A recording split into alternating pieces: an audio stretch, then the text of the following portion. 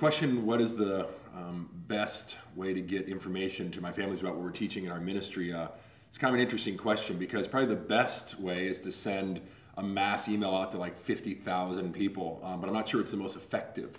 What we have found is the most effective way to communicate with our families is to be in the lives of our families.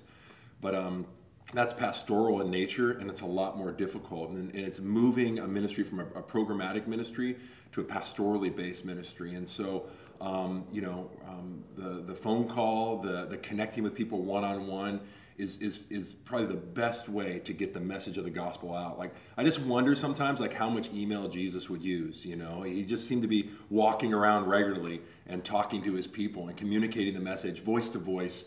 Even to large groups, but it was pastoral in nature. And so I think the best way is like Jesus did, just pastorally.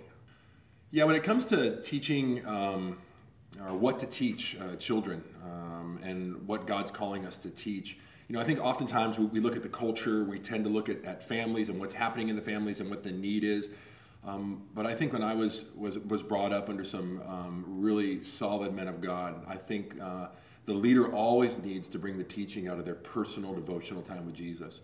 I find that the intimacy that I have with Jesus bleeds into the scripture that I teach, whatever teaching I bring, in a way that's most effective. And so I think it's great to go to conferences, but I always find that that's kind of a trickle down. Whatever I hear there are kind of like breadcrumbs that follow the that time in that leather chair in the morning with Jesus, that time away listening to the Father. So I think it always has to come back to your personal devotional time. What's God saying to the leader's heart? Equipping your heart, because you need to have an equipped heart to equip this generation of children. And I think some of the things we teach after that, it's kind of a grab bag, because it kind of trickles down from what God's doing in His power in your own life.